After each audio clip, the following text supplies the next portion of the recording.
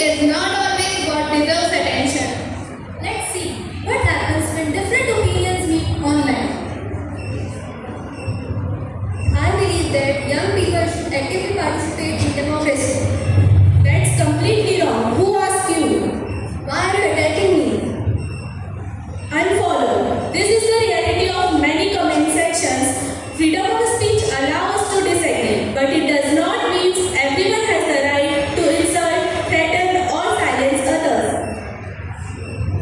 Because disagreement is disrespect. Respect is not. Democracy doesn't mean everyone agrees with me. It means everyone has the right to be heard. Now, the biggest challenge, fake news.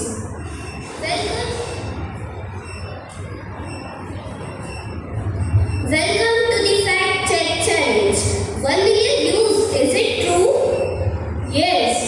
No, 1 million views do not equal 1 million fact. A photograph may be edited, a video may be old, and a headline may be misleading. So before you share, just ask who posted it, where did it come from, and can I verify it? Then remember, don't share it until you check it. But perhaps the biggest problem isn't what social media says to us. Social media prevents us from hearing. In a world where everyone is listening, are we still listening? Parents often say, put your phone away. But perhaps we should ask, what are you doing with your phone? A phone can be distraction, but it can also be a classroom, a platform, and a tool for democracy. So, should young people stop using social media? No, we don't need less technology. We need more responsibility. We should question to information. Identify misinformation. And disagree without disrespect. Parents must guide. Schools must educate. And young people must think. When we hear the word democracy, the first thing that comes in our mind is putting a vote into a box. But that is not. It is more than that. It means asking the question and participating responsibly.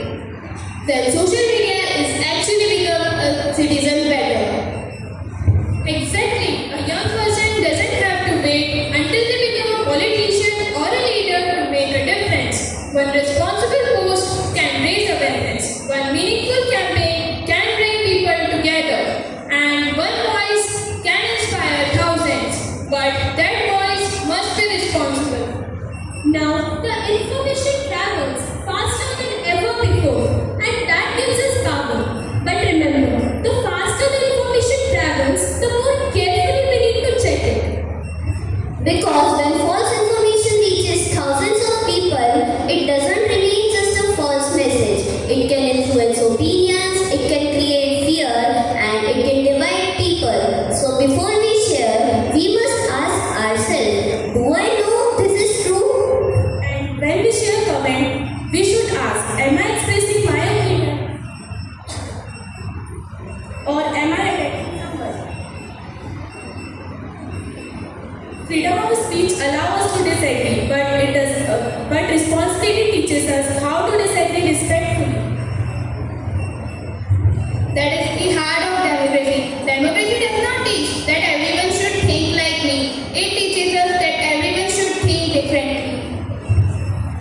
You are talking about choices, but don't forget, I can influence what you see. I learn what you watch, I learn what you click, and I learn what keeps your attention. And then I show you more. So you can influence what we see, Yes, but you cannot decide what we believe. exactly. And that choice depends on you. So after hearing everything, let's ask the most important question. Is social media a blessing or a threat to democracy? For me, it is a blessing. When it comes to inform me, I just don't accept what I see. I'll take time to understand it. For me, it's a platform. Millions of people may see what I post. That's influence. But influence comes then I must be careful about what I tell them. For me, it is a tool for change. It can give ordinary people a voice. It highlights problems that might otherwise be ignored. But change should begin with truth, not rumors. For me, it becomes dangerous when misinformation controls us. A viral post may look convincing, a dramatic video may look real, and a confident person may sound believable. But none of these things prove that something is true. For me, social media is democratic only when freedom comes with responsibility. I should be free to disagree with you, but I should never use this freedom to insult, threaten, or silence others.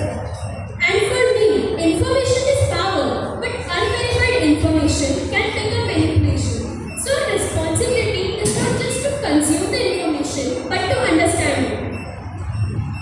This responsibility does not belong to young people. Parents must guide, schools must educate, teachers must teach students how to think, not just only what to think. And young people must learn to make responsible choices.